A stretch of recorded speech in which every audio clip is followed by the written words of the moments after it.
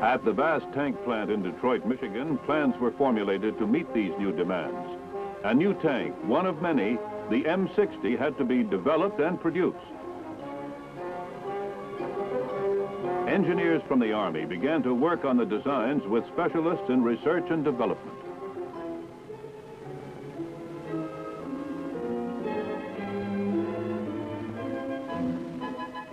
After many months, they came up with the final blueprints. A prototype was built and sent to government proving grounds for testing and evaluation.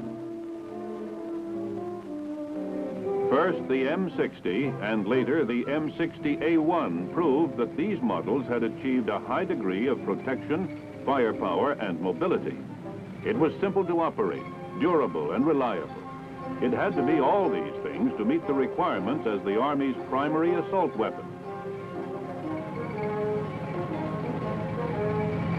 The firepower consisted of a 105mm cannon and 2 machine guns. All weapons can be fired from within. A computerized fire control system brings the full fury of the tank's guns on any target with telling speed and accuracy.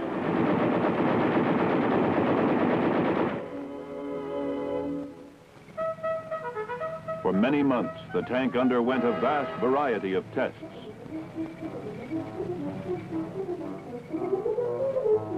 It churned through grinding sand, which would quickly have reduced a lesser vehicle to a pile of clanking rubble. The M60 is powered by a 750 horsepower air-cooled diesel engine, capable of moving the tank some 300 miles without refueling.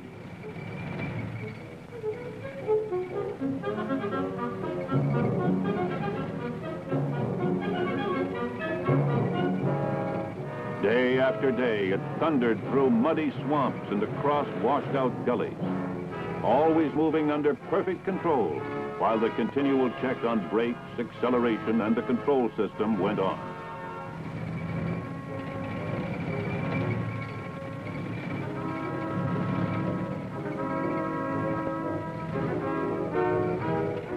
The vehicle can easily cross man-made obstacles.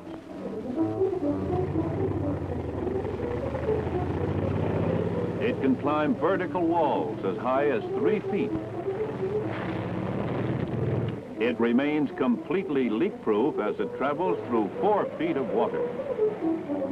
At the conclusion of the test, it was judged that the new tank had met all the requirements to become the Army's main battle tank. It was ready for production.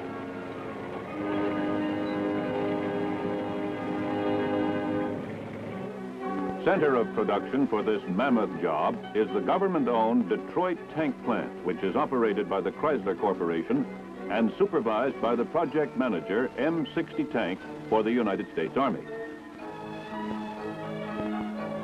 Organization is on a vast scale.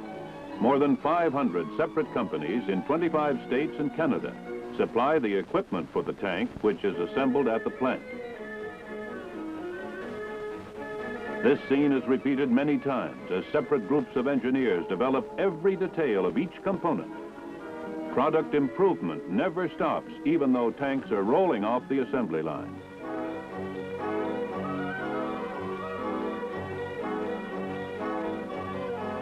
It takes a whole department merely to keep track of the constant engineering refinements, notify the right people of the change, and make sure it appears on every tank built after a certain day and hour on the production line. It's a complicated proposition because a crucially important change in one part usually touches off a series of minor changes in related parts. The hull starts out as a cast steel shell, but shortly every inch of it will bristle with all kinds of complex and vital equipment. This particular hull is the master. It serves as a checkpoint for all others and as a pattern for the fixtures. The accuracy of each fixture must be constantly checked against the master hull.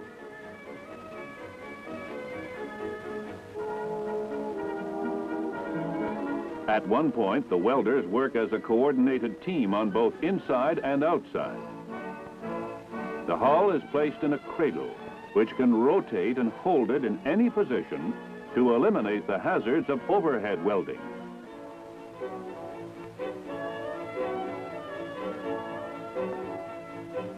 Inspectors check the 500 weldments.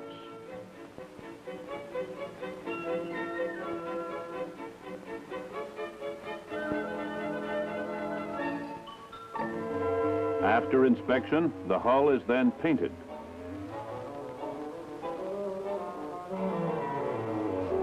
The overhead cranes easily move the 12-ton hull.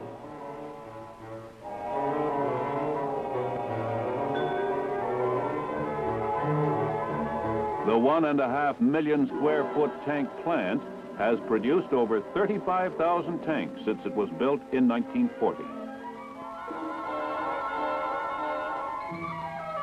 At another station, most elements of the suspension system are installed. One of the 4 torsion bars is inserted, one end being secured to the hull, the other end to an arm which carries one of the wheels.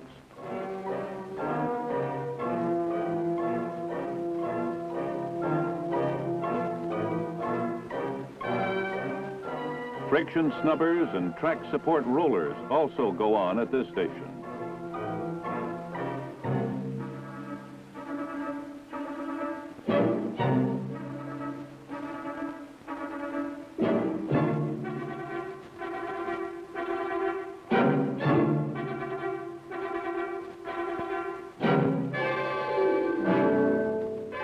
The line is planned so that work goes on in all sections of the hull simultaneously.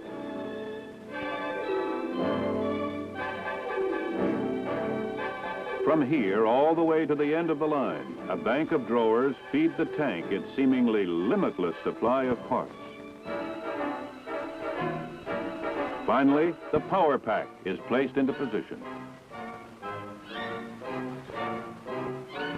The work is complete on the hull when the track is attached.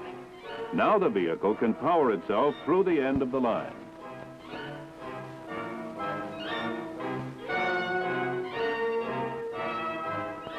While the hull has been in process of assembly, the turret, which is the fighting center of the tank, has been receiving all its complex maze of equipment. Here the tank gets its 105mm gun. But the gun would be useless without a network of sighting, sensing, computing, and signaling apparatus, which must be painstakingly checked and tested.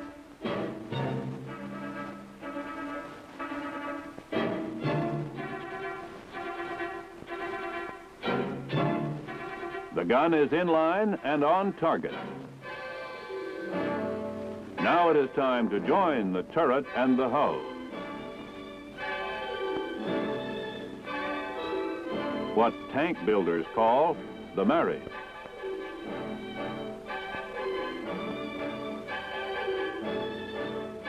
"48 bolts under 90 pounds of compression assure that this marriage will last.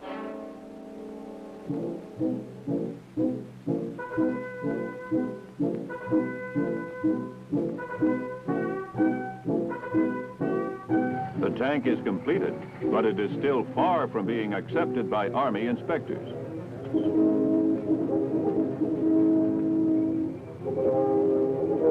Trial runs are conducted by experienced test drivers.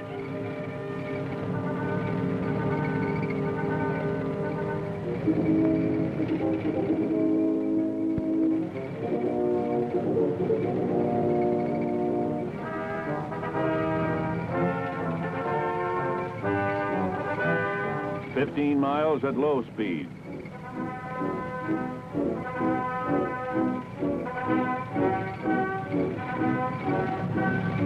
Followed by 15 miles at medium speed.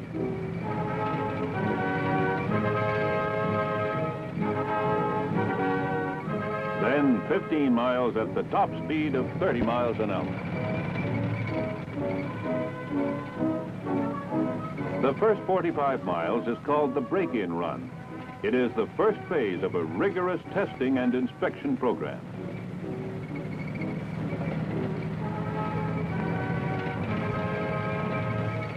The tank climbs a 60% slope and stops.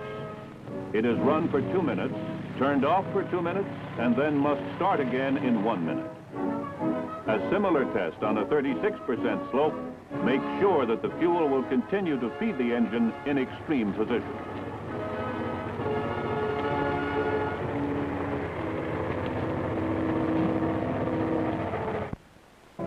The tank must not only be watertight, but airtight to safeguard the crew from chemical gas attacks.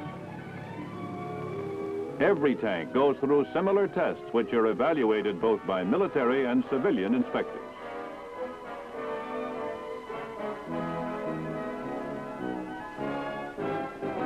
After the tests have been checked and approved, the tank is ready for shipment to our troops.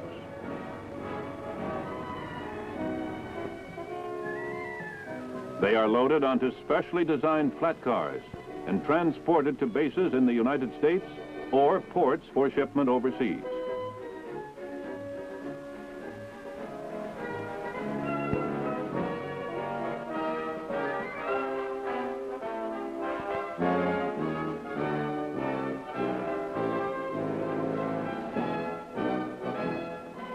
The designers and builders of the M60 series understood the need for versatility and adaptability. They saw other needs for the tank. The basic M60 chassis has been adapted to other important military uses. This armored bridge launcher produced at the Detroit tank plant demonstrates its rather unique value. The overall performance characteristics are equivalent to the main battle tank, but the turret has been replaced by the bridge and hydraulic launching equipment.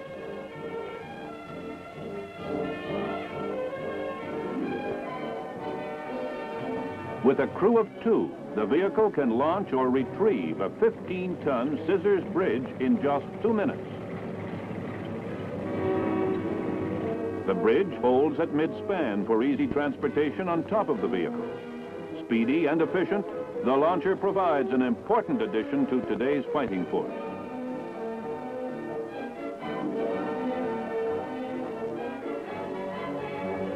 Another application of the M60 chassis is the combat engineer vehicle.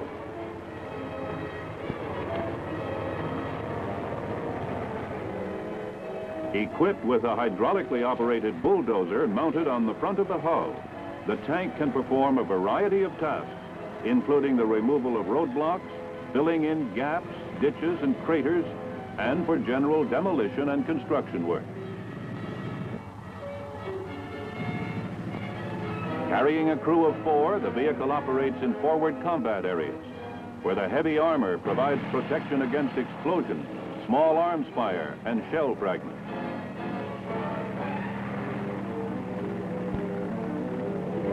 A 165mm cannon designed to fire at short ranges with extreme accuracy can be used for demolition work.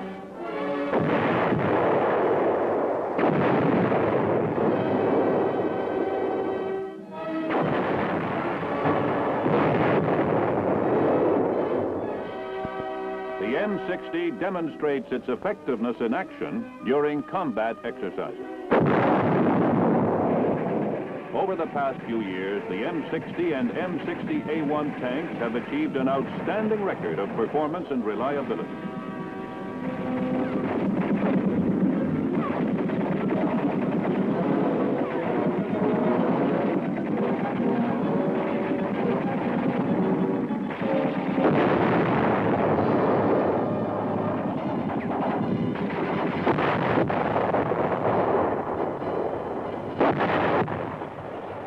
As they move in a coordinated attack with infantry units, the tanks meet heavy fire from enemy tanks and anti-tank guns.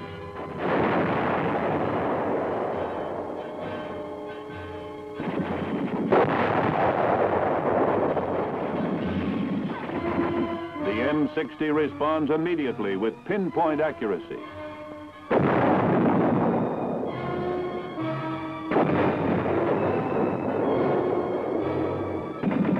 Equipped with an advanced fire control system and 105mm cannon, the M60 series tank can destroy targets at sufficiently long ranges and in such numbers that the full effect of the tank's smaller weapons can be brought to bear on the remaining enemy.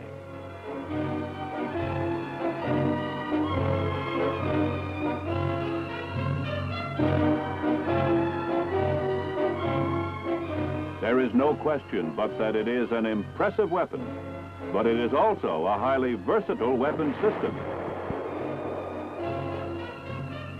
To give the tank commanders their choice of infrared or visible light to use as the situation dictates, a dual searchlight has been developed.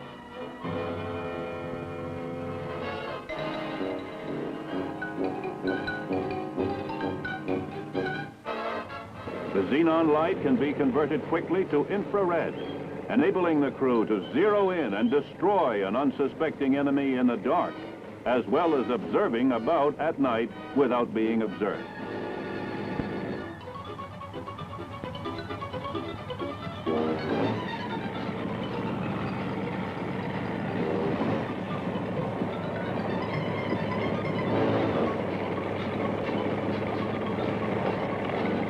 Another versatile feature of the tank is the water fording kit.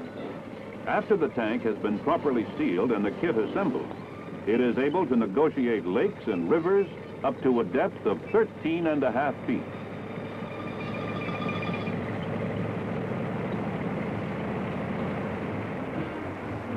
The open conning tower serves as an observation and guidance post for the commander, as well as an intake duct to provide air for the crew and engine. More like a submarine than a tank.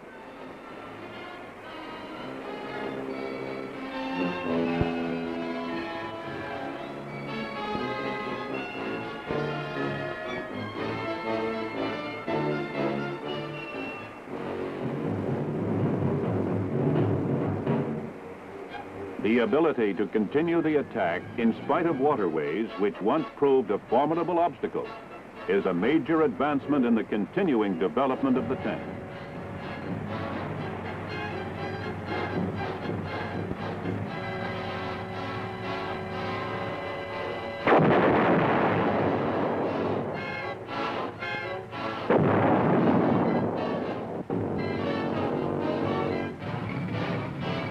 Through a slow and evolutionary process, the Army developed its impressive main battle tank. Today, the constant search for refinements and improvements continues.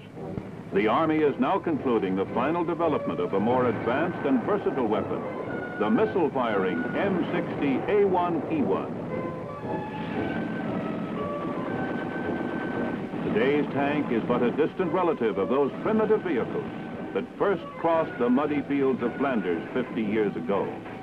As the developments continue, the tank will remain one of the most important weapons in our arsenal of defense.